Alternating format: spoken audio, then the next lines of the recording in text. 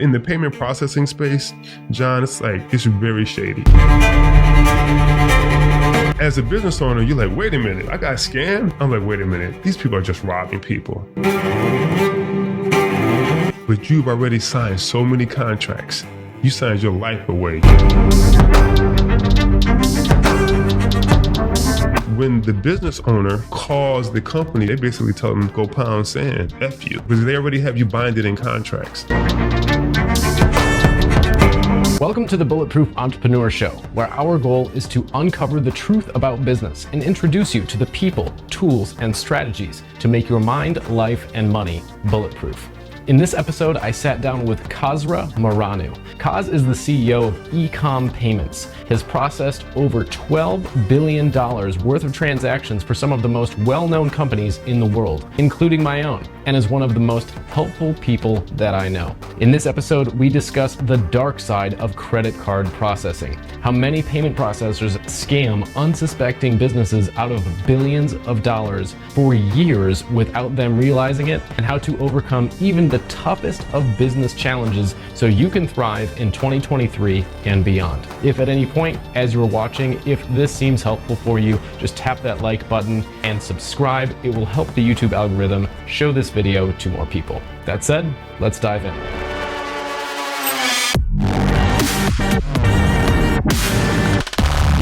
Payment processing is not something that I went to school for. It's not something that I understood. Growing up, I never knew what it was. I don't think most people do until they actually start using it themselves and something happens, right? Yeah. So, and for context, just real quick, payment processing for the kindergarten mind. Sure. So when you pull out a credit card, right? If you're at a store and you're buying, I don't know, some groceries, you have to enter a credit card, right? Or if you're online, you have to type in your credit card number, right? Yeah. Someone has to handle that particular process from start to finish, making sure that it goes from point A to point B being your bank account. Right. Give me kind of a bit of a timeline from were you always an entrepreneur starting from the time, were you the 10-year-old guy selling popsicles, or what was your journey? No, not at all. Not even close. Okay. I grew up in Detroit, Michigan. Hey. Right. I feel like I knew that. I grew up just outside of Detroit. Right. What side? Just outside of Detroit. Oh, shoot. Okay. Yeah. Okay. Where were you? West side. So I grew up in the northwest side. Where? Plymouth. Oh, that's right. That's right. Yeah. We were in Birmingham. Okay. Yeah, I got a lot of family there now. Yeah. So, I feel like I knew that. Yeah, I forgot too, man. Yeah. So I grew up in Detroit, Michigan. I was actually adopted by my grandparents, right? My biological grandparents. My mom wasn't doing too well. Dad wasn't doing too well. So they actually adopted me. At what age? As a baby. Okay. Gotcha. Yeah. And my mother, she was around, but substance abuse, things like that. My dad, I knew him, but I never lived with him per se. And I got to know him as I got older. So I didn't come from the greatest background. My grandparents loved me to death though. Right. And that was the one thing that kept me afloat, right? Yeah. My grandmother's prayers, they owned the church, that we lived literally on top of the church. No shit. No exaggeration. Huh. You have this beautiful people have beautiful homes, right? Yeah. We drove into the church. Gotcha. And then the church had a door where we can go upstairs, and we literally lived on top of the church. My grandfather was the preacher. Oh. And my grandmother was I think they call him the first lady or something like that. So that's all I knew growing up. No exaggeration. It was church and school, but church first. Yeah. Right. And growing up in the inner city of Detroit, the hood, the ghetto, whatever term people like to use. So there wasn't a whole bunch of education. You had, unfortunately, I don't want to sound like a rapper, but you had three things: basketball, drugs, and maybe entertainment. Yeah. That was your shot. And everyone was going for one of those three things. And I thought basketball would be my thing. Obviously, it didn't work out, right? So I was not a bad child, but I guess misguided, troubled, you have your environment, your influences, things like that. So long story short with that, didn't do too well in school. Ended up being moved over to New Jersey where my uncle was. They thought that, he could do a better job with me because I didn't live with my, grandparents can't keep up with freaking teenagers, man. Yeah. It's just too much. So moved there and I went to school in New Jersey, went to community college there, played a little bit of basketball. Then I went to Rutgers and finished at Rutgers. And man, you know what the college experience is. I do. Right. So when you graduate, you're like, okay, what do I do? Mm-hmm.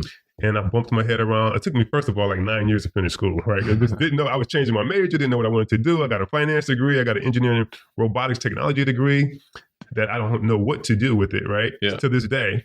I guess it helps you think, I guess. And when I finished college, man, I worked, I finally got a job that had nothing to do with my degree, and the degree didn't even matter, to be honest with you. I got a job working at the Federal Reserve Bank as a consultant.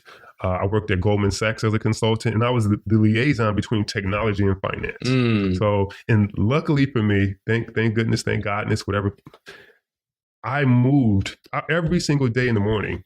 I would take the PATH train, they call it, from New Jersey to Wall Street. Okay. 85, I think it's called 85, I forget, whatever, to Goldman Sachs. And that summer, I think I graduated in, I forget, whatever the summer was for 911. Okay.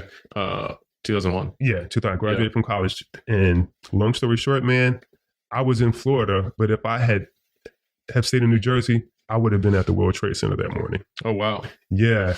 And so I did that stint at Goldman Sachs, Federal Reserve Bank, for like 2, 3, 4 years or so. And I had a chance to experience that. People were making really good money over there. A lot of people were on substance, abuse as well, or abused by substances, however you want to look at it. And then I was like, okay, like what do Wall Street style? Oh my God, dude. It was like, you would leave work and like I would get there at 6 a.m. in the morning. Yeah. I would leave at 6 p.m. Okay. I'll go across the street. When you come outside the building, across the street with drug dealers just waiting. I got to a point, I said, you know what? I got to find something different. I went online, I Googled. I wanted something, because I loved working with people. Yeah. I loved talking with people, but I wanted my time. I wanted some level of freedom.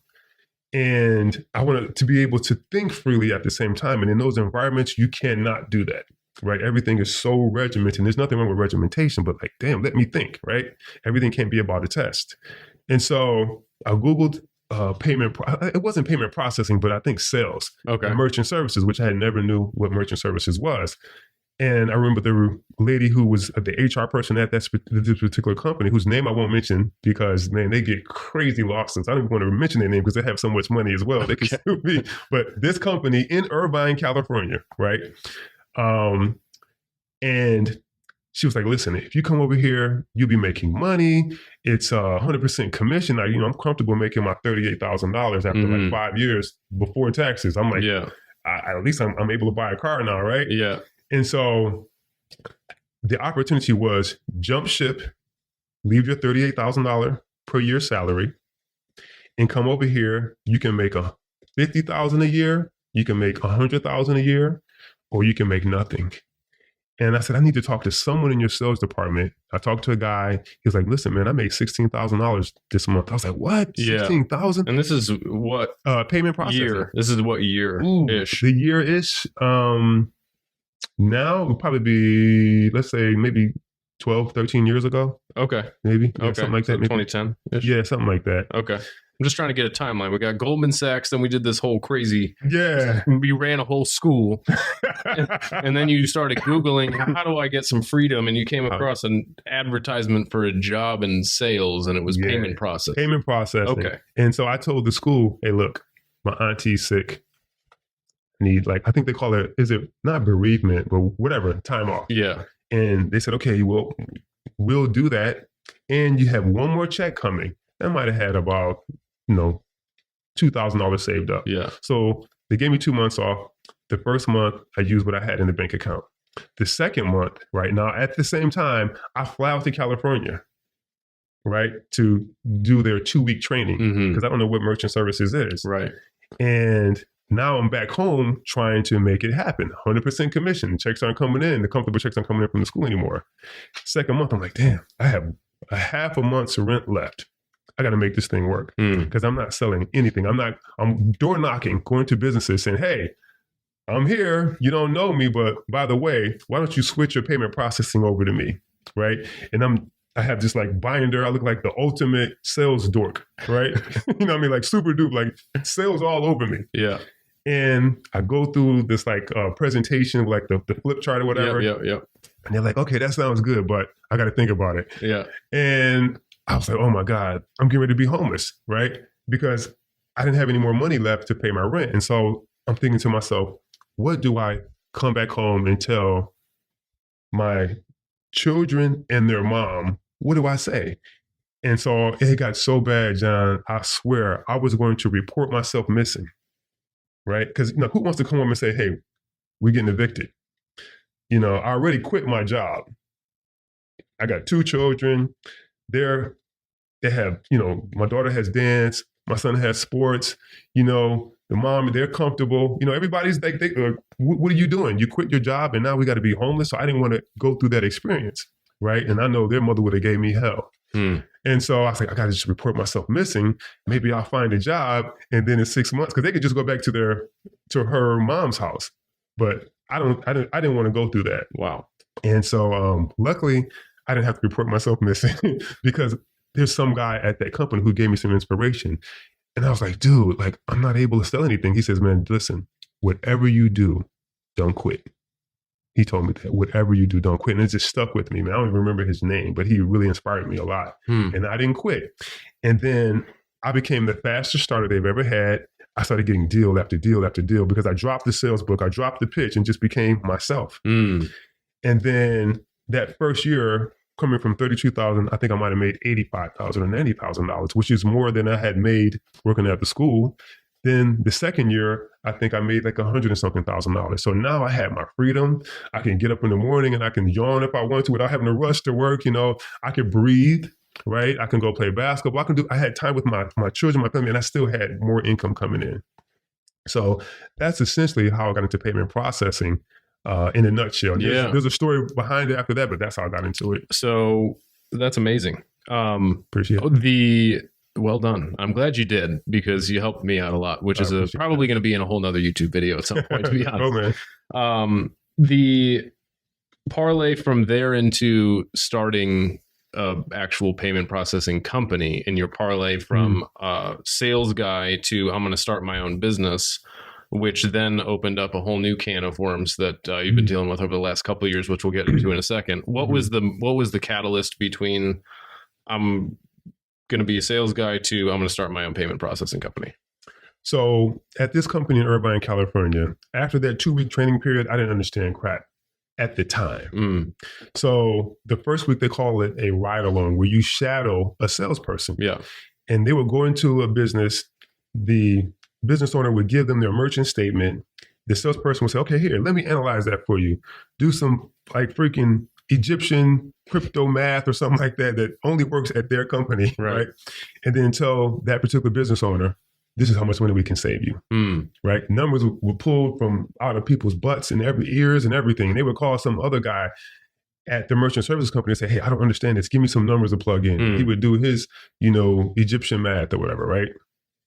And so I didn't understand, I'm like, man, I have a finance degree, but I can't do basic math because all it is addition, subtraction, and division. There's no calculus or anything like that. No. And at the time, I didn't understand that math only worked at their location, right? At the merchant services companies, right? And, they say, numbers are important, but sometimes numbers can lie, or the people who use them, right, know how to, twist them up or whatever. And so I'm like, John, I'm like crushing it. I'm like the best sales guy. Fire, dude, right? They want me to join the team to train other people. And I'm considering it, right? Because, they had a Christmas party at the owner's house. And I'm like, damn, that was my first time ever in something like that. I'm like, these guys are crushing everybody. What was the house like? Just like on the hills in California. Like when you go to just driving through the neighborhood, it's like, okay, this is different, right? And then when you get to the house, it's like a walkway, like some palace almost. And when you get in the house, you have a living room. And when you look out their window where it's not even a swimming pool, it's like they're literally on the hills. Wow. And all you see is California. And what were you feeling at the time when you first saw that? Oh, I was like, damn, maybe I can have this. I really felt like maybe I can have this. And they had actually come to Florida and had dinner with me. Like I was their guy. Yeah. Right. And we're talking about people who are making millions and millions and millions a month. Wells Fargo recognizes them as one of the best. First Data was giving them awards every year. These guys are freaking crushing it. $5 million to them doesn't even move the needle. Right? We're talking about $60 million a month kind of people. Yeah. And so I become their guy, and they already have the nucleus and they want me to kind of join in, right?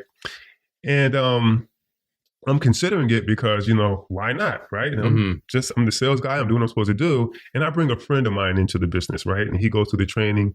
And something that he said kind of woke me up, right? Do you wish that you had the limitless pill? Well, this 100K a month thinking system might just be the next best thing. If you're feeling frustrated and stuck in your business, and you just want to operate at the level that you know that you're capable of, I'd like to invite you to click the link in the description and get instant access to my 7-figure mindset secret system, where I'm going to walk you through step by step everything that you need to start thinking like a millionaire and begin seeing shifts in your business in 24 hours or less. So go check that out and let's get back to the show. Something that he said kind of woke me up, right?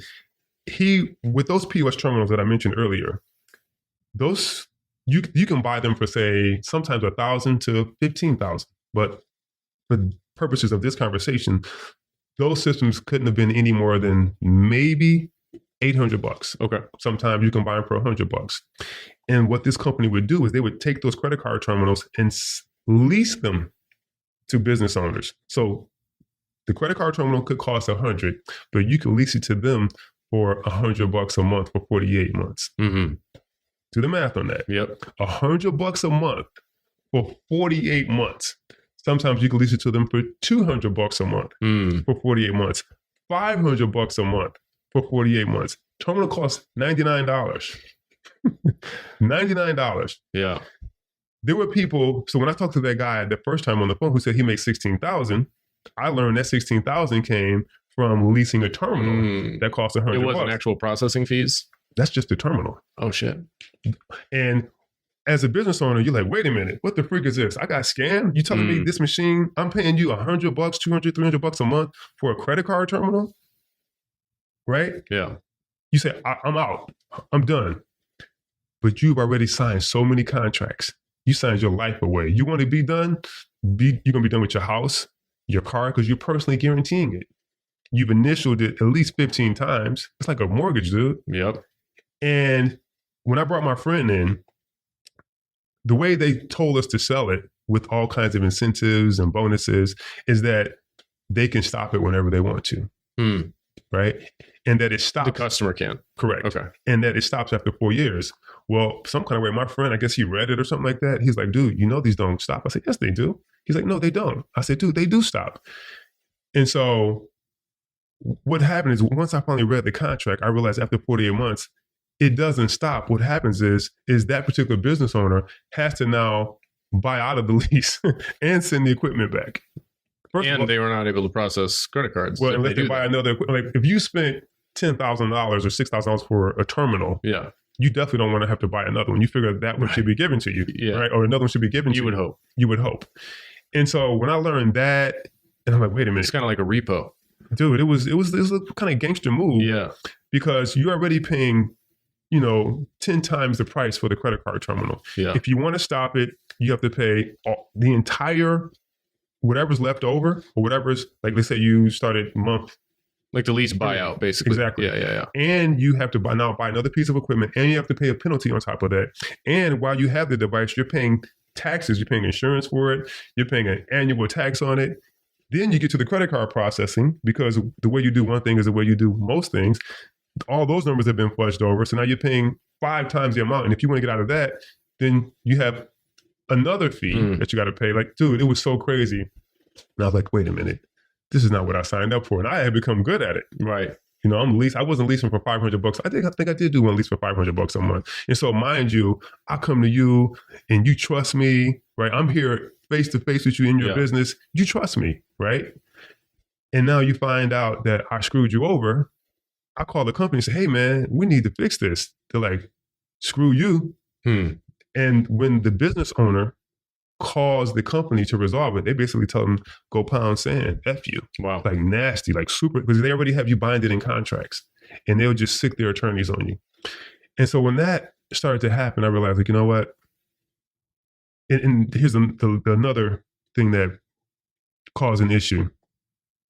There's something called PCI compliance that every business must have, right? And there's a reason for it. And normally what happens is if you're not PCI compliant, you're going to get charged maybe 20 to, I've seen as high as $45 per month for not being PCI compliant. Okay. Well, this particular business found a way to charge you $150 per month. And I was like, dude, I remember the customer calling me saying, hey, dude, I just got charged. I gave you 15 locations. I'm being charged $150 at each location for the past 10 months, right? And I said, oh, man, that must be a mistake. Just call the company. The company told him, oh, get the refund from Khaazra. I'm like, I look at my invoice, like how much money I'm making. I'm like, I didn't even get a part of it. You want me to give? I don't even know what this is. Oh, it's the bank, just constantly deflecting. And I'm like, wait a minute, these people are just robbing people. So then I started to look into how I'm being paid. And I realized I'm being robbed on top of it because I didn't take my time to read the contract because they told me, here's the contract, Khaazra, if you want to work with us. And if you don't sign it, now I'm in California. If you don't sign it, you go home today. Like sign this right. So you don't really have time to read it and really understand it. And if you don't like it, you kicked out. I already quit my job, right? Yeah. So that was, the last straw for me. And I told them my auntie was sick. Okay. I said, because here's the thing, when you leave, like I have this recurring income built up that I'm making now. Yep. That's my livelihood, right? I'm about, I don't know, $12,000 a month, $16,000 a month. And the way they work is if you leave all that as well. They're going to keep it. That means free. They're already only giving you 20% when you think you're making 60%, right? And that's the scam, right? And so when I finally leave, man, and they find out that my auntie's really not sick, so they start holding all my money. Luckily, I got one $16,000 check that came to me to kind of help me stay afloat. I went to another company. Within 6 months, I had built up more income because they weren't robbing me as much. So you went to another company doing sales. Same thing. Same thing. Yep, same thing. And then he started to do the same thing with the PCI thing. $150 a month, $170 a month. Call and say, hey, what is this? Oh, the bank. What bank? Well, this bank, but you can't talk to the bank. You can't know who the bank is. So, just the bank, huh? Like B-A-N-K. Like I can't get the name of the bank to see if it's true. And so that's what made me say, you know what? How can I start my own thing? And there was a guy at that initial company who had been trying to connect me with another guy who does operations. He says, dude, you're great at sales. Let me connect you with the guy who does operations, which is my ex-partner who I had in electronic commerce. And so we finally connect. I fly out to Northern California. We hit it off really well because he had worked at that company as well. But I never knew him. And so we connect. The first company that you were talking about. Correct. Okay. Yep. I had never known him. I never met him. I think he had already gone by that time. And so we start something, it's called a retail ISO. ISO stands for Independent Sales Organization. So we become a retail ISO up under First Data. That's what it was called at the time, First Data, where you bring people in for processing, but they do the underwriting. They handle the risk. So they really control the entire relationship and the actual paper, the agreement that you sign. It's like white labeling. Correct. Yeah. But you pay $10,000 to feel like, you're the owner. Yeah. You're the owner of your white label, basically. And so, man, we're crushing it in sales, but not in money. And we're like, man, like we're running, like the more sales we do, we run backwards. And so we start to say, hey, can you explain these numbers to us? Finance will explain that to you. Okay.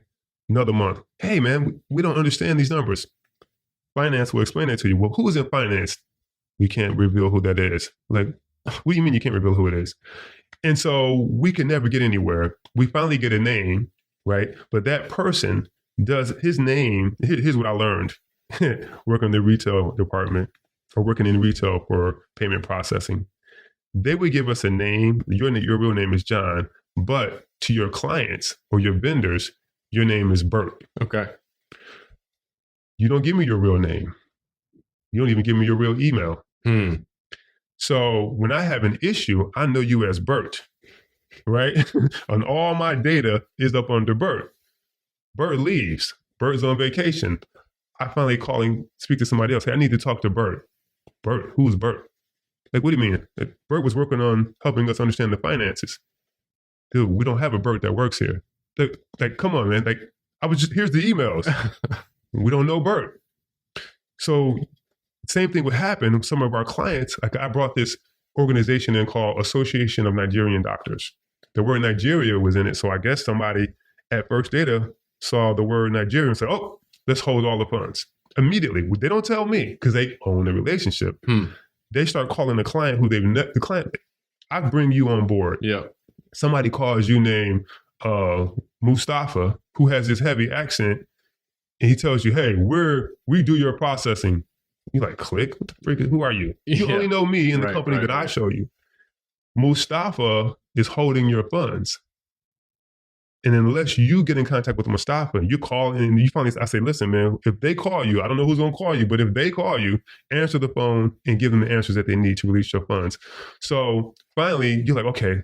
And Mustafa doesn't call you, or when he does, he doesn't leave a message. Finally, after about 2 months, you finally get a message, and then now you start calling Mustafa back. But Mustafa's not there because that's not his real name anyway. Right? Holy shit. Right? And after a while, I said, to myself and my business partner, like, man, what is the game here? Is there an incentive to hold people's funds, right? Or do these people even understand the business that they're doing risk and underwriting for? Because there were some business owners who would come to us from the country of Curacao. You ever heard of Curacao? Yes. Okay, so it's a real thing. It's a country. Yes. We had risk analysts who would hold the business owners' funds because they said, that word Curacao, that sounds pretty strange. We're like, dude, it's a country. I've never heard of it. Okay, and therefore they would just hold the funds. So we're like, you know what? People can't be that ignorant. And so we're thinking like, maybe there's an incentive to hold the funds, right? And we said, you know what? We got to get away from this. And so we got to a point where we became an FSP, which stands for full service provider. That's where you do all your own underwriting. You handle all your own risks. You crunch all the numbers. Now you can see behind the curtains. You don't have to wait for the mystical finance people to get back in contact with you. And for the kindergarten people, underwriting is as if I'm 5 years old. Sure. Underwriting is your merchant. You fill out a merchant application. Meaning I want to process I want to take credit cards for stuff. Right. And underwriting is the same as well, even for insurance, but let's just say for payment processing. Yeah. Okay, we're going to underwrite you to make sure that you qualify and how much you qualify for. Like when you try to get an insurance plan, they have to underwrite you to see, okay, how does a guy live? Does he jump off the building for fun? Yeah. Right? How much money does he really have versus how much we have to insure him for? So in payment processing, when somebody uses a credit card, we're essentially loaning you the money, hoping that we get it back. Right. Right. And so, okay, let's look at his website. Let's look at his social media. So you check me out to make sure that I'm a safe guy to do business with. Correct. Okay. Like, is he actually selling a product? Yeah. Just so you know, there's secret shoppers out there. We do secret shopping. Visa, MasterCard does secret shopping as well. Yeah. They'll buy your product, see how long it takes to ship. And on your website, it says ships in 1 day, like your Amazon or something. Mm-hmm. But it took 45 days for them to get your product. So somebody's lying, right? And so underwriting involves really just assessing who you are as a business and the actual financial status, right? You want to do $5,000 ticket, but you have $5 in the bank account. Right. You know what I mean? Like something, it won't match up. And so a full service provider is, instead of you just being the sales guy for somebody else to fulfill and do the underwriting and risk assessment and processing, it's everything all under one roof. Tech, everything. Cool. Even if you process $1 million, and you do something funky and lose $1 million, then we're on the hook for it. Right. Whereas at the retail entity, the entity doing the underwriting risk, they would be on the hook for it. Makes sense. Cool. Yeah. Thank you for clearing that up. For those of you playing along at home. All right. So you started your own shop with doing everything under one roof. Everything. What happened next? By that time, my business partner and I had been through so much hell with understanding all the games that are played out there, the mystical people in finance, all the alias names, being hit over the head by the companies we worked for before. You come in, something says you're going to make 60%, but in fine print, 60% of 30%, right? Yeah. Not of 100%. Yeah, in pesos. In pesos, right? And so long story short, so we're doing well, right? We start off, it's a super duper learning curve though. I kid you not. You got to have controllers, you got to have accountants, you got to have attorneys, you have to have really good salespeople, you have to have COOs or chief operating officers to really kind of run this entity for you, right? Or help you run the entity. And then you also have to have a sponsor bank so that particular sponsor bank will be responsible for moving money from point A to point B on your behalf, right? And they have to agree to sponsor you. They don't give you any money, so I don't know why they call it a sponsor bank. You give them money, but they're your sponsor bank. You have to have one. Gotcha. And so we're humming, right? And we start making money. We're doing well. And my business partner, just to be honest with you, and this is something that there were signs and flags. Now I realize that I ignored then, right? It's almost like, you have a pimple on your nose and you see it coming, you can feel it coming, but you don't do anything about it. You don't take a hot rag and put it on your nose. You don't steam. You don't do anything. You just keep eating whatever, doing whatever you're doing. Then boom, one day it's like this freaking big zit, right? And that's what happened to me. And so... And you guys were processing how much money? We're doing billions a year. Yeah. How many billions? Every year, billions. Yeah, but how many billions? We probably did 12 billion. We probably had like at least maybe 12 billion by that time or something like that. We were doing billions. Okay. Right. And interestingly enough, we became best friends. Right. And initially, both of us wore every kind of hat known to me. Yeah. I was the sales guy, but I was also in customer service. I was also in tech support. And to make our company look big, we had clients that would call up and I would, squeeze my nose and talk a certain way so people could, they'd be like, hold it. He was just at my office. Now he's answering. He can't be answering the phone too. So I'd have to disguise my voice and he would do the same thing. So it seemed like we had 8 people in the office. This is when we were starting out. Yeah, it was just him and I. Okay. And then we finally were able to start growing by bringing other people in, right? Because it was just me as a sales guy, and he was doing like the operation side of it. And like I said, we both wore different hats, and we started to bring in this sales rep and that sales rep and that sales rep to the point where like we had an actual operation. Yeah. So now we're on the 18th floor in Orange, California. We have this like nice office, overlooking the city because that's what he wanted, right? He wanted to feel like, we had made it because we had an office in Texas, but it was it was like a little bitty ghetto office, right? Okay. We had to start. Yeah. So now we get to the point where we have this really nice office and we can actually hire people and give them like really nice salaries. Like people will come in there and say, these guys are doing well, right? Yeah. And so, and we are doing well. And then something happens where some very clever men, so this is what happened. First of all, some very clever men, COVID happens. And so I'm not going back and forth to the office because travel was restricted during that time. I would normally go every week or every other week. And you were living in Florida. Right. Yeah. COVID happens. And these people who he's talking to are telling him, hey, man, we can make you the man. You're going to be like the Jeff Bezos of payment processing. You? No, to him. To him, okay. Right? Because he's telling me, man, they're going to train me and do this. They're going to train me and do that. This is what they do. And they're going to teach us how to get to another $100 million in 6 months. I'm like, dude. And I had never met them. This is an income for the company, you're saying? Yeah. Okay. So on 12 billion in processing, what is the income for a processing company off of that? Off of 12 billion? Yeah. Ooh. What's like a rough percent? We only making small percentages, right? So like 1 or 2% or something like that. Okay. Believe it or not, but you can. It depends. But that's still depending on your $20 million. Yeah, depending on your pricing. Yeah. Right. Depending on your pricing, and so just to retract, we would only be doing sometimes 1.5 billion a year. Yeah. But you can make millions off of that. Right. Or if you have a lot of low risk business like grocery stores and like cleaners who they like cry over pennies, man. Yeah. You don't make as much money at all. Got you. Right. So it really just depends on your pricing. Also, how are you advertising? Are all the deals in-house or do you have a whole bunch of sales reps who are selling for you who want the lion's share of the profit? And most of the times they'll sell and then after they'll walk away from the client, but they still want to get paid 90%, 80%. So I was just trying to get an idea for the viewer and the listener playing along at home. Got you. How much money could you make? Yeah. Right. When you say 12 billion, it's just like, what? It's just so that you're getting a percent or two on that, but that's still $120 million. Right. You could be making some really good money with it. Now, just to retract though, when I say 12 billion, I'm talking about over the course of our year. Okay. Yeah. I understand. Yeah. So we're doing well, man. And these guys are approaching him. I'm not around because I'm normally like, hey, man, dude, like, chill out. Yeah. No, let's not do that to the sales rep. Let's not do that to the merchant. I know what we've been through, but we don't want to do that. Did you have any idea that these conversations were happening at this point?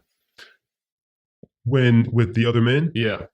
No, because he would kind of like told me a few things here and there about this guy that's going to train us or train him to help us grow. Because by that time, he was handling operations. Okay. I was more so sales predominantly by that time. Yeah. And I wasn't like really, I wasn't watching him. I wasn't watching the numbers. Got you. You know what I mean? So I trusted him. Yeah. Was there any reason at this point to not trust him? Like, were there any red flags that showed up? In hindsight, there were some red flags for sure. Like, there would be a couple cases where a sales rep who was bringing deals to us would have an issue. Whatever the issue was, they would have an issue. And there's some crazy sales reps out there, I'll be honest with you, where they want everything for nothing, right? I noticed that. Yeah, right, right. There's a lot of them out there like that. And there's some who have like emotional issues. Like I woke, like today, this morning, I was on the computer and I had a sales rep literally today, before I came here, email me. Or he emailed me last night. I didn't have to respond because it's the weekend, but I did. And he just went to 0 to 100 on me. Yo, this is the most horrible company, because something that he thought was supposed to happen, he thought didn't happen, even though it did happen. Okay, yeah. Right? And then you have to deal with that kind of stuff. Classic, right? Classic. And then you have a lot of shady sales reps because they, in the payment processing space, John, it's like, it's very shady. Yeah. And so for people who've been in payment processing and they've been selling in payment processing and they've been doing things a certain way, it's almost impossible to teach them how to be ethical, because they've been doing something so, a certain way so long that they don't know any other way. Yeah. Right. And so you deal with that as well. And what would happen is when they had an issue, he would just cut off their access to, let's say, their CRM, where they can calculate how much money they're making. You say, okay, you want to have an issue with me? I'll show you who's in charge. You just cut off their access. And I'm like, dude, like, don't do that. Like, you know, express, you know, what's happening, you know, let them know you're not happy with how they're communicating or responding, but like, don't cut off their access. Yeah. Right. And he would, you know, all right, you know, maybe cut the access back on or something like that. And then another couple incidents where we'd have a meeting with the sales reps and they would say, do you know that you increased the rate to my client and didn't pay me? And it's like, Khaazra, did you know that? And I look at him like you doing that? And he wouldn't really respond. And afterwards, I remember the sales reps laughed and I said, dude, like, are you like taking money from people? He was like, and he wouldn't say much, right? And I wouldn't think anything of it because some sales reps lie a lot too. Yeah. So I didn't know who to believe. I'm like, this is the guy who's the best man at my wedding. We travel all over the world together. We built the business from the ground up. So I'm likely to believe him, but I didn't verify. Yeah. So I had signs like that for sure. You know, he had a girlfriend who was in the office and man, she was a freaking nut, like a nut, right? And I'm not saying that what she does, he's responsible for, but it's a reflection. Yeah, yeah. Definitely a reflection. When I say a nut, she come into the office drunk, she spaz out because, I don't know, maybe the sex was good and he, you know, didn't kiss her afterwards or something like that. Like anything you could think of. It was, when I say crazy, it was crazy. Yeah. Right. You know, I remember one time we went to, I think, Dominican Republic together, and my wife and I, we're in one room and they're right next door to us. And like, you know, Dominican Republic, like when you go to these resorts, dude, the walls are thick. Yeah. Like it's not like, you know, Florida, like these walls are freaking thick as hell. Yeah. We hear all kind of crazy, like smash and like, whoa, like what could be happening over there? We go over there and knock on the door. She comes to the door, man, looking all crazy, hair all over the place. Yeah. He beat me up, all this crazy stuff, right? And so that's donkeys and shit in the room. Oh, dude. When I say crazy, I mean like really, really, really crazy. So there were signs, and there were signs where, you know, some of our clients would have issues. Sometimes our sales rep would have issues with their pay, but it was, like I said, it was hard to believe who's telling the truth. Yeah. And I regret it now because I ignored those signs. And there were certain things that he would always say to me. In the beginning, at least, he would say, you know, I'm in the driver's seat. You're just in the back looking through the rearview mirror. And I'm like, dude, what do you mean? We're doing this together. Like it's a we, it's a us. It's not me. Right. And another sign that I recall is when, listen, so when you sign up for payment processing, if you don't read the contract, man, I feel bad for you. And not everybody has time to read 59 pages of size 8 font legalese, right? I get it. he had changed the terms and conditions. So when you sign the contract, that's one thing that you see. Yeah. But what rules the contract are the terms and conditions that are put together by some really crafty attorneys who would do whatever they have to do to make sure you pay that invoice, even if it means screwing you over as the client. So he updated the contract without telling me. So all these, we're 50-50 owners. Yeah. He doesn't have to ask my permission. I assume he would do the right thing on behalf of the company according to our agreement, right? But if it's not ironclad, he can do it. And even still, you can still do it, right? Yeah. And so he updated the terms and conditions to say that if a client stops processing, you start today, you sign it with me, and you don't get going month one, you don't get going month two because you're getting your ass together, you're getting all these things together. But on the application, you say you're going to do $1 million a year. That's what you expect to do. It doesn't mean you're doing $1 million. You expect to do $1 million a year. And the terms and conditions, not in the contract, but in the terms and conditions that you haven't read, it says that when you stop processing, you have to pay 1% of your proposed or expected value in fees. So what's 1% of $1 million bucks? 10 grand. So that means per month, you got to pay $800, $1,000. Now, that may not be a lot of money to some people, but I don't want to give away $800 for free every month. Yeah. Right. And then when you cancel that contract, you have to pay up to 12 times what you proposed to process or whatever those fees were for that month. So if you pay 10 grand, now you got to pay 120 or whatever, 140 for whatever that is. And if you don't pay it, now I'm suing you. Now, you think of it like this. All these things are happening without me being involved, without a conversation with me. And so now he's suing over 100 clients, right? And I'm looking at one of the lawsuits that a client tells me about. He doesn't tell me. And they're sued for millions of dollars, right? If you're sued for millions of dollars, how likely are you to want to spend $100,000 to defend yourself, right? Yeah. That it doesn't make sense. So you end up settling. Yeah. Right. And so a lot of that began to happen. Right. And so I had to actually sue him because all these things were happening that were just totally unethical, way out of order. And I began to sue him. Our sponsor bank jumped in and sued him as well. And I'm not saying he was wrong in every case, but in the majority of cases, it could have definitely been handled a different way. I'm not saying it was illegal because the contract was there. His contract was there, and it's unethical as hell. And in some cases, there were some things that I consider to be on the gray between legal and illegal. And then I also found out that there were some of our clients who probably should have been sued as well, who were running up 28% in chargebacks and, selling products to their clients and then ghosting them or something like that, or just, misrepresenting and, under-delivering and over-promising. There was a lot of that as well. Yeah. And so some of them should definitely be sued. They were like on the match list, which means that when you harm clients intentionally or you evade your bills or your invoices to Visa, MasterCard, or even us, we could put you on something called match. And sometimes it could be a mistake, right? Or you just maybe had some chargebacks and maybe you didn't have the money during that time, right? And they put you on the match list still, right? There's so many. Or you did have the money and you made good and they still put you on the match list like me. That happens too. That happens as well. That happens a lot where there's so many different ways to get on that list. So, we have all these lawsuits flying all over the place, like tons of lawsuits flying all over the place, probably 150 lawsuits by this time. Wow. Yeah. And so I'm suing the best man at my wedding and, his attorney, I tried to go to the office. By that time he moved to a different office. He had taken the resources from our business and started another competing firm in our office. He even called, one of the companies he had was called Ozark, right? Like the TV show. And so, which is based around money laundering. To be clear, if you have not seen Ozark, it's about money laundering for drug cartels. Yeah, so, man. Yeah.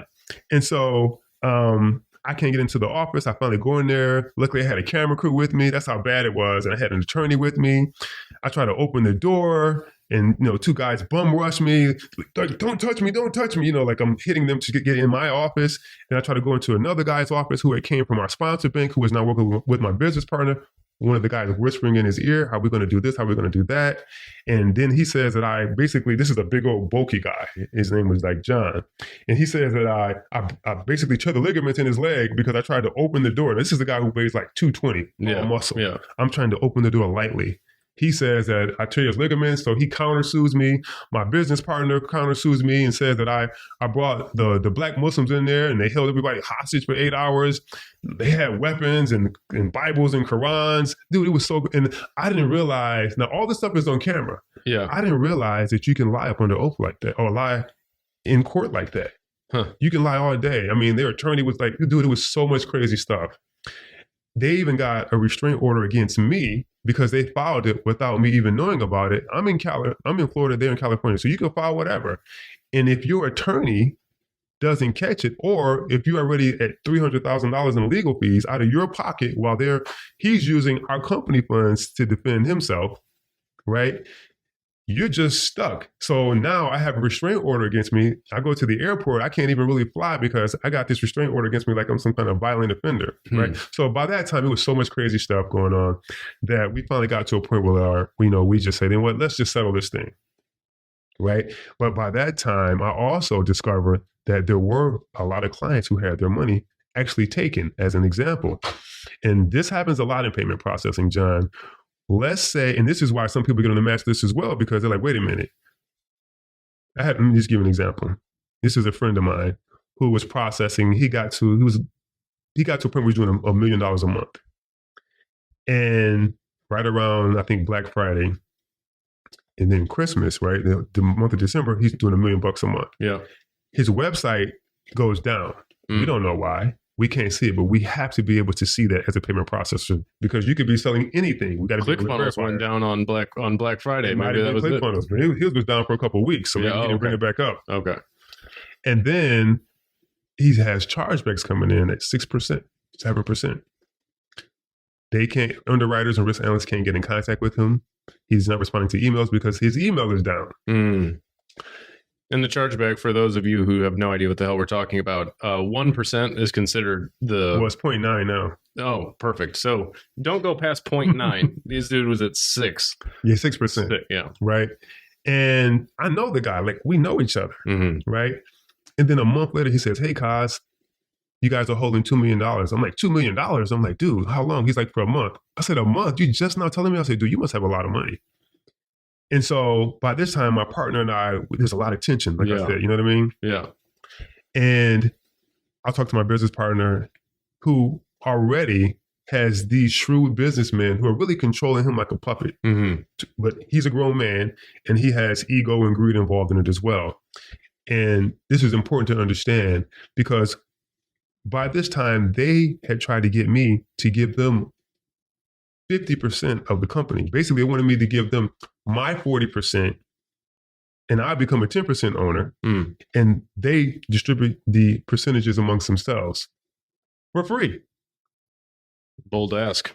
Bold ass, right? So they're all funneling this through him, not through me. Then they have another guy reach out to me. His name is Nick, who's communicating with me about how to broker this deal and make it happen, right?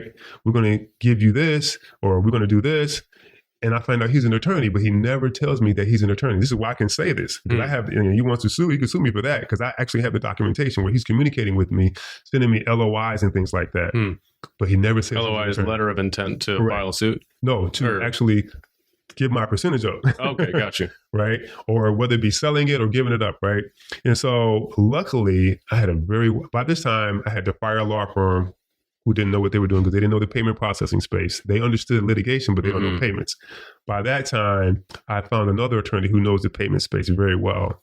And he helped me read through the fine print where if I had let's say done the transaction, I would have been screwed because there were certain things in there that said things like waiver of corporate opportunity, which basically means, dude, you take all the risk for everything I've done while I walk away, right? I didn't know what those words meant, right? Yeah. Legalese. And so I don't sign any of the documentation.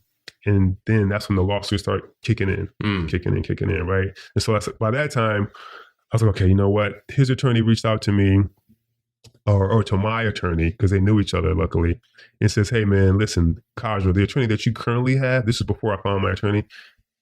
Well, I had one attorney handling litigation, not to confuse your listeners. I had one attorney, a law firm handling litigation. Litigation is when they're in the courtroom and making the argument to the judge. Correct. That's the litigating attorney. Right. So like think Law and Order. Correct. Right. That's the litigating attorney. Right. He does not understand payments, but he tells me this. He says, hey, man, listen, Khaazra. There's going to be sometimes where you're on top, sometimes where you're on the bottom. You just got to keep fighting. You're going to be rolling over, right? Basically, that means keep paying the invoice. Yeah. Right? And so I'm paying $100,000, $200,000 out of pocket. My business partner is using our company funds. Yeah. Because he'd already moved over all the assets to his new companies in our office. Yeah. And so I tell the attorney, I say, hey, man, I go into the ring, boom, pop, pop, ding. I said, man, dude, I got a freaking black eye. He's like, shake it up, get back out there, right? Next month, $150,000. I'm like, damn, dude, I got 2 black eyes. He's like, man, listen, put some ice on it. We're gonna put a razor on it, cut it, let the blood come out, get back in there, right? I come back, man, like, dude, my tooth is missing. He's like, man, you got to keep fighting. I'm like, wait a minute. Do you freaking know what you're doing? Because finally, I get to a point where, because he tells me in the beginning, if you ever have any questions, Khaazra, just text me. So I'm like, cool. I'm texting him like crazy, right? I get a bill for about $90K. I'm like, dude, what is this? He's like, oh, that's the texting. I'm like, how much is it a text? He's like, oh, $60. I was like, $60 a text? I was like, dude, they don't even charge that for prison calls, I think. I'm like, you kidding me? I'm like, man, hold it. This guy's just running a game on me. I'm not saying intentionally, but that's the legal game. So I dropped that attorney, bring this other attorney in. Then I finally get to a point where him and I come to a position of let's talk and see if we can work this thing out, right? But by that time in the back of my head, I already know this guy has taken millions of dollars, getting back to the $2 million of people's money, and here's how. He says, listen, I'll get the guy his $2 million back. And we had to hold that those funds. So it wasn't like he did it intentionally. We had to hold it because you can't have all that money coming in with no website up. Yeah. You know what I mean? And so I tell my guy, get an attorney because this is like, you need to have some legal guidance here, right? You don't want it to just be verbals. And so his attorney agrees with my business partner's attorney who won't communicate with me, right? To agree to release $2 million. So, but in installments of $500K each. So he releases $500K within like a month and a half, right? And then he releases another $500K in another month and a half. Then another $500K, and the next $500K should come after all expenses are cleared, chargebacks, anything like any kind of like, fees, anything like that. And so I'm like, cool, resolved. Thank goodness, right? We didn't keep the processing, but at least it's resolved, right? Yeah. This guy that I know, when I see him, he acts really weird to me, like really strange, kind of like, I give, hey man, how you doing? He, right. Like I'm like, man, like why? Like we know each other, right? Yeah. And finally, after about another 6 months goes by, it's a year now. I meet him at a mastermind. I'm like, dude, like instead of being awkward, like what's going on? He's like, dude, you're still holding $500,000. I'm like, I thought that was paid. My business partner told me that it was paid. He had already given it back to the guy. This is a year gone by. Damn. I said, how much? He says 500. I talked to by this time, my business partner and I are communicating again because we hadn't been communicating because of all the lawsuits. I said, dude, he says you're holding $500,000 still. He says, no, I gave it back to him. I said, man, you sure? Talk to the guy whose funds were held.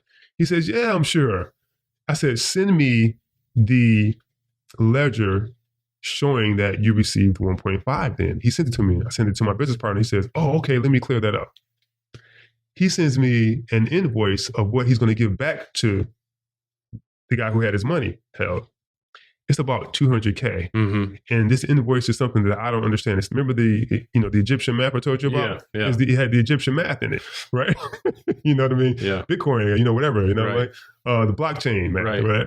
And so I'm like, dude, I don't understand this. How is he going to understand it? How can I even explain this to him? I'm like, dude, I'm not doing that to anybody, especially not somebody I know, especially a friend. I'm not doing that. Yeah. And he's like, well, what do you want it to be? Right? I'm like, I want it to be what he should receive. Like, minus chargeback, whatever, And he kind of ghosts me a little bit. He says, I'll clear it up tomorrow. And he kind of ghosts me a little bit, right? And then so I just go straight to the bank. I said, because when you have your funds held, it's held at your sponsor bank's account up Mhm. under your name. Right. It's not held as your bank account. You can't just pull it out in and out like that. You're Right. not supposed to be able to. Right. So I say to the bank, just release 500,000. But by this time, I'm like, you know what? Whatever losses there are, we just have to take it on the chin. Mm. And the bank says, Khaazra, we've already released $725,000 to your guy's bank account. It's called a settlement fund. Now, mind you, during the time of the lawsuits, another reason why I had to sue my business partner is because I couldn't even access any data. Remember, I told you I couldn't get into the office? Yeah. Fiserv is our platform that we use. Okay. First Data became Fiserv. They give one admin level access to the company. That person distributes it from there. So he locked me out of all the systems where I couldn't even access it anyway. And so the bank said, and my partner is handling operations. So he had the bank release to him $725 when the guy only thought that he had $2 million. It was actually $2 million and like, let's say $2,250,000. Okay. But he wasn't keeping track of his numbers. So he just thought it was $2 million. He says, well, it may be a little more. He doesn't know. And a little bit more, a little bit less. He doesn't know. And so when it came time to give him his money back, since he wasn't keeping track of his numbers, they could easily tell him, well, dude, out of your additional, let's just say $500,000 that's due to you, you only getting $100,000 because you had this chargeback, this, that, and other. But how would you know if unless you're keeping track of it? I could tell you anything. The only reason we knew that it was more than 500 is because I got involved. Yeah. That guy wouldn't have known. So you probably have 800 stories just like this. Easy. I'm wondering, I kind of want to get to like the lessons learned part of this because we could probably go on for the next 3 days with stories like this. And it's like, oh my God. I'm now curious after going, because I've had my fair share of right hooks. And I know people listening to this are like, oh, adversity. And I'm like, I don't know. I've been through some shit and I'm listening to you and I'm just like, I haven't been through anything relative to like, I mean, this is brutal. It's brutal. So you now own 100% of your own company, your own merchant processing company, of which I am a happy client. I appreciate you, man. I'm curious through all of that. I wonder if you can maybe touch on like, well, first of all, like what kept you going through all of that?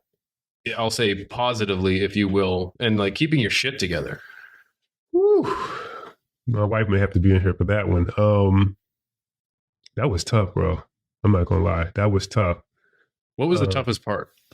The toughest part is that when I realized that my business partner shoot, I didn't catch these flags in time. By this time, he was like emboldened, like, I'm doing what I want to do. I'm in charge. I'm in control. Watch me. And I'm like, damn it. I should have done this. I should have done that. And I'm like telling him, like, dude, whatever you do, like, just chill because I'm not going to lay down. It's not going to be a cakewalk like you think, man. I'm trying to let him know, like, dude, don't, without threatening him, don't do it. And my wife was pregnant and the baby was due any day. And the love, I got a wife who's pregnant and I really don't want to talk about problems with her. And I did stress her out. Yeah. And I did. She had a perfect pregnancy.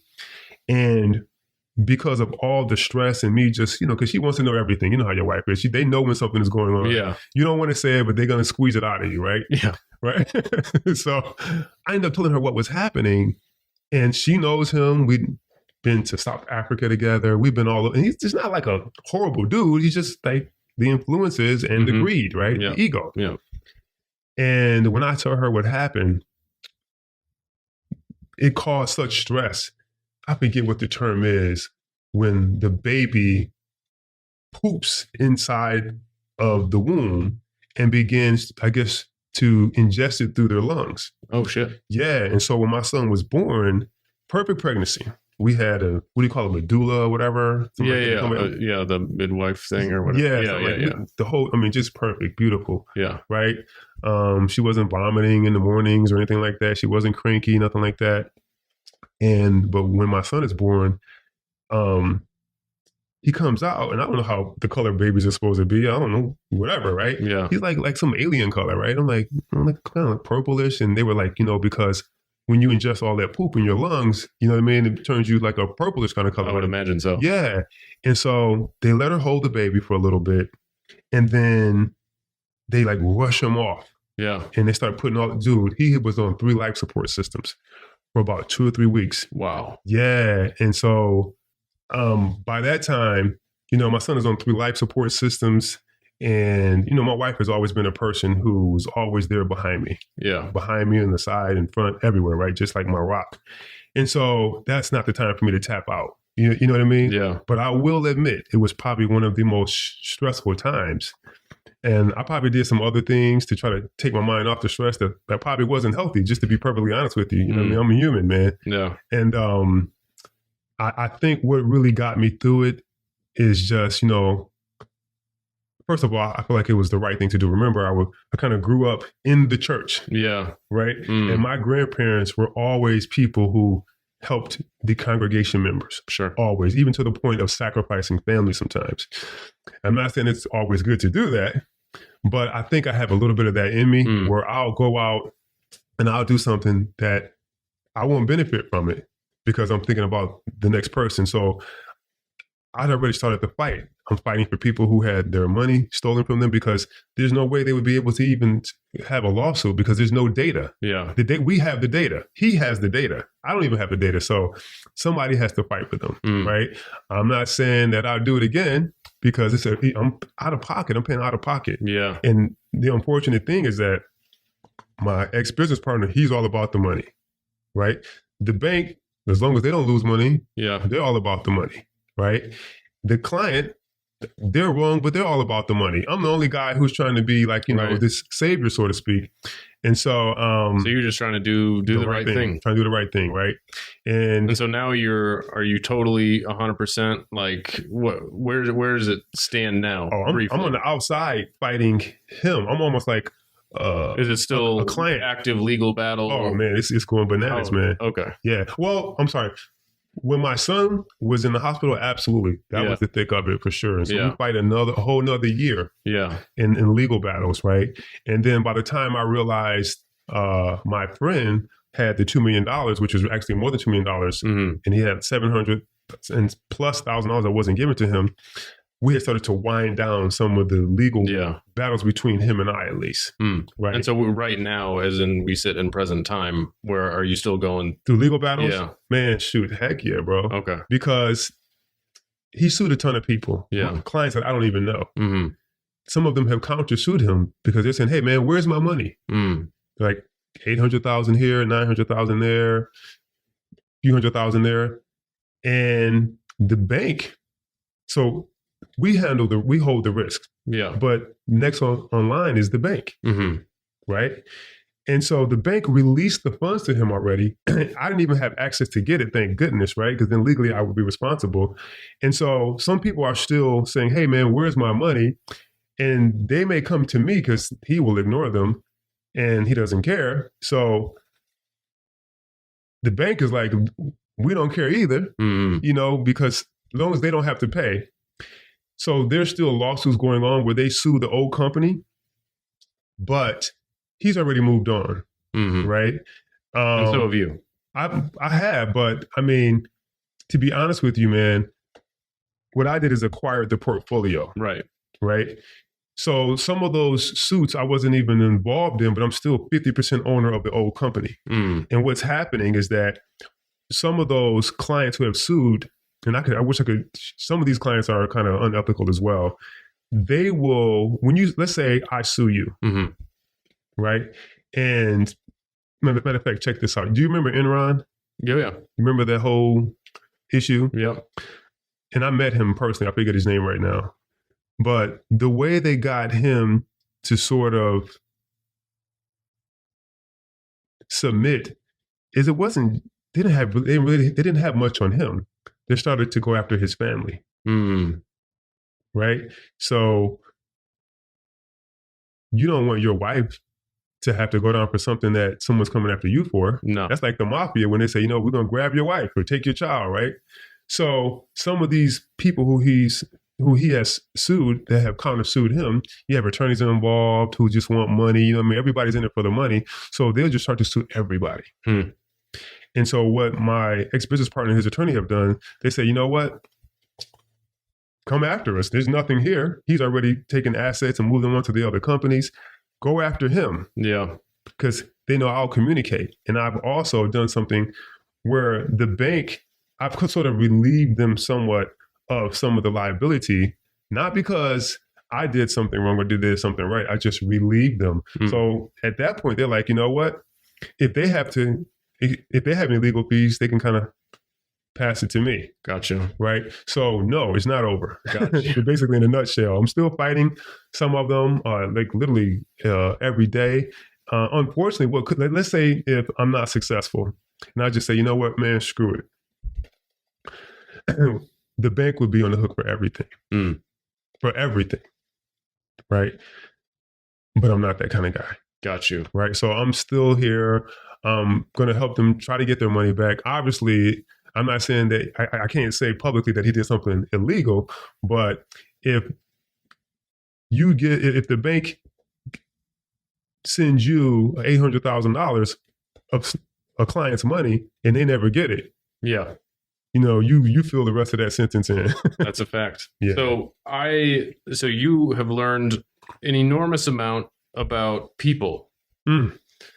And I want to hear, and I think this is really, now that we have that whole context, what would you say are one or two of the absolute top lessons that you've learned, and what to like tactically look out for to be able to avoid getting screwed over, taken advantage of, in whether you're a business owner or you're just a human being navigating navigating life? What is it that you're now, what are things that like set your radar off of like, bullshit guy?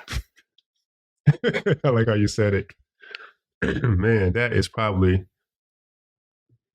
even more so than skill sets, man. I think that's a skill in itself. That question you asked is a skill in itself, because I'm still learning as I'm going. Let's say, for instance, first of all, trust but verify. That's one of my slogans now, right? I trust what you say, but I have to verify it. And the only way for me to verify it is I must know something about what I'm doing, or something about what I'm asking you to do, or something about what you're supposed to be doing for me, right? Because if I just trust you, like many people trust their payment processor after they hold their funds, and they give them, let's say you have $100,000 held and you give back 80, you just trust them. But how do you verify? Right? So that would be one of the things that I would say immediately. Another BS indicator for me would be a person who has a huge ego. Right? Now, you have to have ego when you're playing sports or you're competitive. You got to believe in yourself. I'm not talking about that kind of ego. I'm talking about the kind of ego where you need all the glory. You're smarter than everyone else, right? No one can tell you anything because you already know everything there is to know, right? You can't make mistakes. No one can really tell you that you've made a mistake, because I guess either you're above making mistakes or you're above being told. Yeah. Right. And at one point, I remember, and I think this is where him and I kind of started going in different directions. And not just him and I, but I've had this happen with my children's mother as well, where if I tell you something that I should be telling you as a friend or a confidant, as a coach, and you take offense to it, that will also raise a flag for me immediately. Can you give me a basic kindergarten example? Sure. I remember with I got to be careful. I'll say this about my children. Well, right? Sure. I tell you shouldn't have stolen Bobby's ice cream. You get upset about it. Is that what you're? Absolutely. Okay. And instead of taking the advice as like, this is a good friend or somebody who has my best interest at heart, you get upset about it. You don't want to talk to me, or you do something to let me know I don't like that. Right. That's a huge huge, in a person, basically a person who is not able to correct their behavior. Got you. Right. I'll give you an example really quick. I'm learning lessons every day, John. I hired a person to do some stuff for me, right?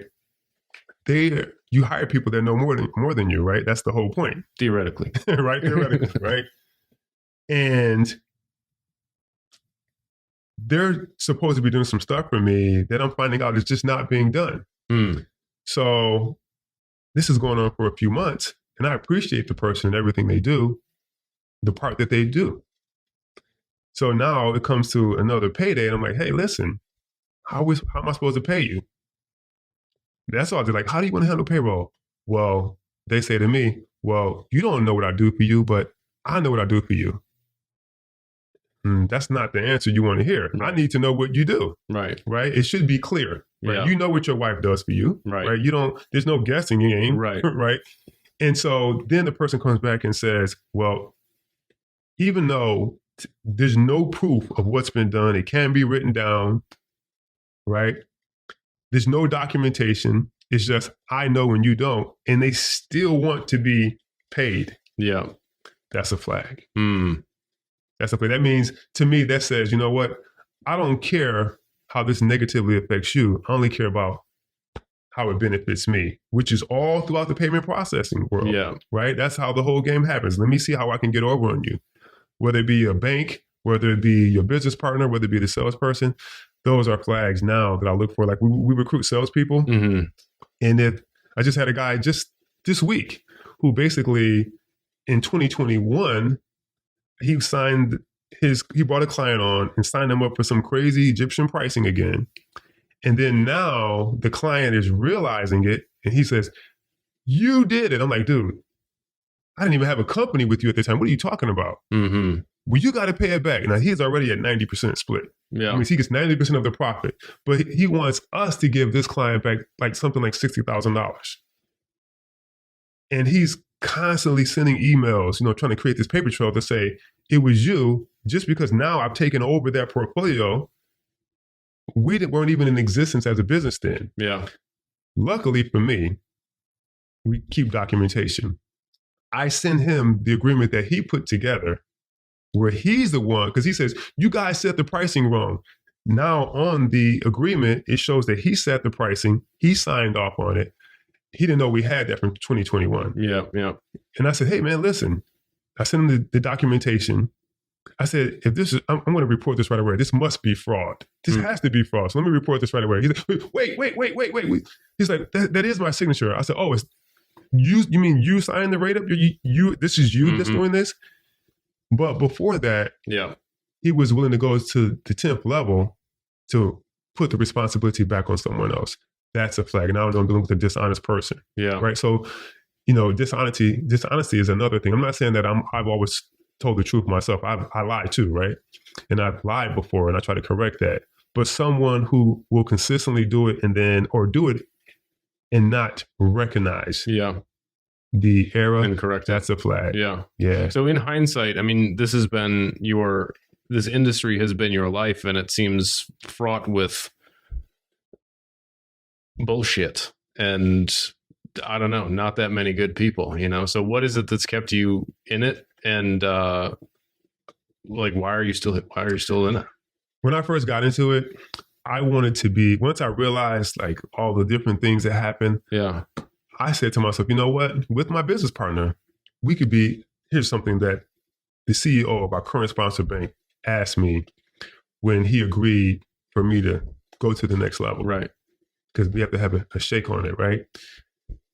He says, you know what? You could be the first ethical company. This is him saying that. You could be the first ethical payment processor. Now, why would he say that? Him saying that. Yeah. And everybody in the industry knows that it's a very unethical space. I don't care what color you are, what gender you are, man, it's serious, right? You got some very egomaniacal people in the industry, right? And today, and when I started with my business partner, I wanted to be the first ethical company. Yeah. That's a successful company, but also an ethical company. So that's what keeps me in it, because there's no way that I can go and work with sales reps who've been in the industry for a long time, or people generally in the industry for a long time, and try to proselytize them and convert them to be these ethical people. Because all those things that I mentioned to you with all these fraud stories, there's a ton of people that could stop it. There's underwriters that could stop it. There's risk analysts that could stop it. There's a ton of people that could stop it. Banks could stop it, but everybody's making money. So fascinating. They'll say, I remember when all this stuff was happening, I'm talking to the people in the office that my partner was paying. I'm not paying him, so they got to do what he says because now he's controlling all the money. Right. And I'm like, don't you see this? I'm just doing my job. Man. So what overall, so somebody who's watching this who is, wants the perfect image of success and freedom that comes there theoretically with being a business owner, being an entrepreneur, going out on their own and doing their thing. What advice would you give them overall about ethics in business, choosing people, and what is like one thing for them to keep top of mind so that they don't end up in anywhere near the type of situations that you've been through? Well, one is I actually appreciate my experiences, man, to be honest with you, because I always wanted to get a doctorate. And now I think I have one. Yeah. I didn't go to Yale or Harvard, and mine probably cost a few $1,000,000, but I have something now that I can share and that I can teach and that can, guide me. So to answer your question, there's not just one thing, but I will say this, and I was listening to, I can't think of the guy's name right now. He wrote some really good books, but he gave an example of like the fathers of capitalism, right? And I don't know if it's Milton or whoever the name is, but on one side of capitalism, they believe that the responsibility is to make the shareholder wealthy. Another side of capitalism is to make sure that the clients are taken care of. And by any means necessary, right? And if you look at, remember, like everybody knows who Walmart is, right? And I don't know if you recall, but at one point in hand, or during the Walmart tenure, CEOs changed, right? And so one CEO came in, he was all about the shareholders, and they started to go down. Then another CEO came in and changed it back to what Sam Walton was about, and it's all about the customers. Remember, Sam Walton would go to other stores and he would be on the ground looking at their products. Like he would be doing all kinds of things, not strictly for the benefit of just himself, but for the customers, for the client. Right. And so that's the side of capitalism that I choose, is to do everything and anything possible for the client. And that cannot include doing something that's unethical. Right. And so if you look at the other side of it, to make the shareholders don't care, right? I just own the stock. Do whatever you got to do to make, make that freaking thing double. Backflip, whatever you got to do, right?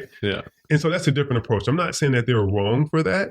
I think you can do that in an ethical way, but I think it starts with the client, because I remember reading Sam Walton's book, and it like something he said in there hit me like a ton of bricks, because I remember my business partner always saying, he's the CEO, he's this, he's that, right? It was just like an ego perspective. Sam Walton says that the sales rep could be fired, customer service could be fired, tech support could be fired, COO could be fired, the CEO can be fired, even the chairman of the board can be fired by their clients. So if the clients aren't happy, there is no business. So my suggestion to people will be, make sure your clients are well taken care of by any means necessary. Wow.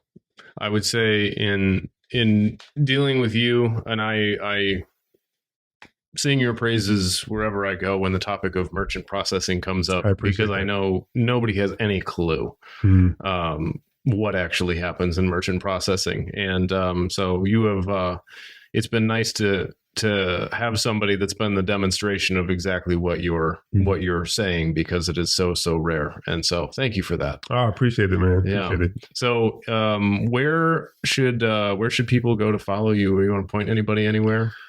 They can go to, right now, they can just go to Khaazra.com. I'm not trying to sell anything, but they can go to KHAAZRA.com. And I think I have some social media handles there. I think we'll put them all in the description too. Here. How about if they want to get a great merchant processor? They can go there too, Khaazra.com, or they can go to Ecom Payments IO. That's ECOMPA however you spell payments, right? PAYMENTS, right? Yeah. .io. Okay. .io. Yeah, but Cool. they should be able to get there from Khaazra.com as well. Beautiful, man. Well, I really appreciate you coming down. Thank you for all of that. We could honestly go on for 4 days probably. Right. Is there anything that you'd like to close out with? There is. So I was really honored, man, that you invited me to do this podcast, because seeing how you run your business, top of the line quality, everything you do, you put a lot of thought behind it for your clients, and you do it from an ethical standpoint as well.